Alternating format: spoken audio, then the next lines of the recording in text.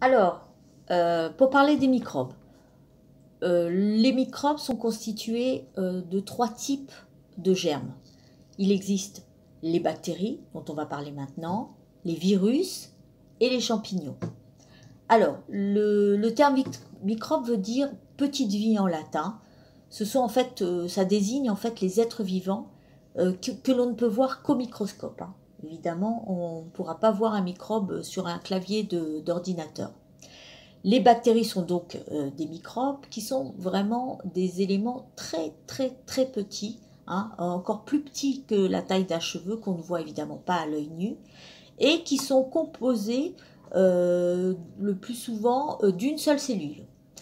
La particularité de la bactérie, c'est qu'elle va se multiplier à l'infini. Alors que d'une bactérie, on va en avoir 2, 4, 6, etc.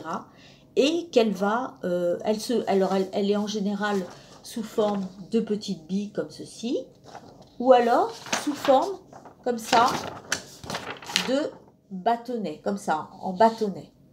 D'accord?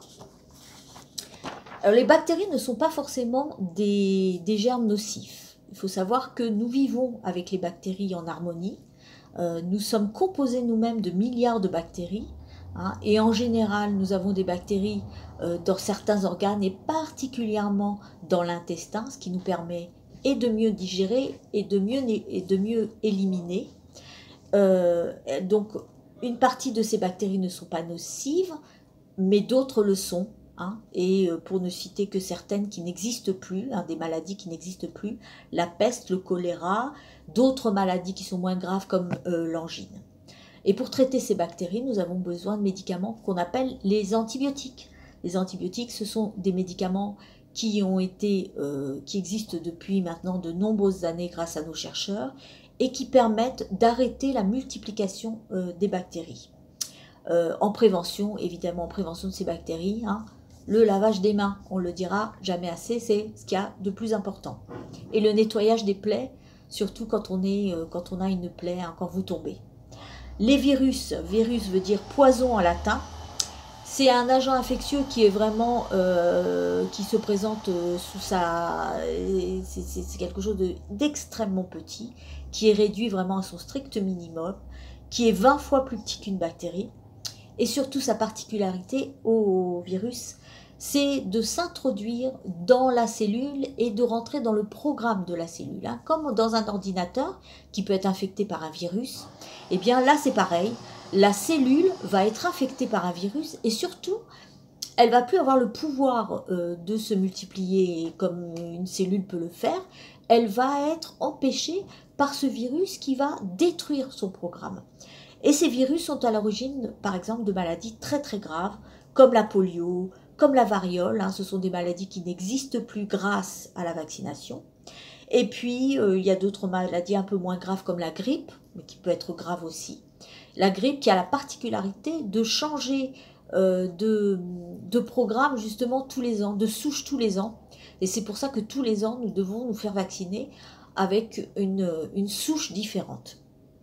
Alors les antibiotiques par contre sur les virus n'ont pas d'effet, on ne traite pas un virus par les antibiotiques, mais on va traiter plutôt le symptôme de la maladie. Hein. Ce sont des traitements, ce qu'on appelle symptomatiques, le signe de la maladie si vous voulez, par exemple la fièvre, par exemple la douleur. Troisième type de germe, alors le virus hein, s'attrape. Coronavirus actuellement, c'est un germe que l'on attrape par contagion et surtout par les gouttelettes de salive que l'on va projeter à la personne qui est en face de nous. Hein. C'est pour ça on préconise les 2 mètres réglementaires de distance. Et aussi par la toux. Et surtout aussi par des surfaces qui peuvent être contaminées. C'est pour ça qu'on demande vraiment à ce que le lavage des mains soit le plus efficace possible. Troisième type de germe, ce sont les champignons. Hein, c'est évidemment pas le champignon qu'on mange. Ce sont des champignons qui ont la particularité de s'attaquer à la peau de la personne. En général, la peau, les ongles et même les cheveux. Et le traitement, ce sont des traitements qu'on appelle des traitements antimycosiques. Mycose veut dire champignon. et ce sont des traitements anti-champignons qui sont très spécifiques à la maladie.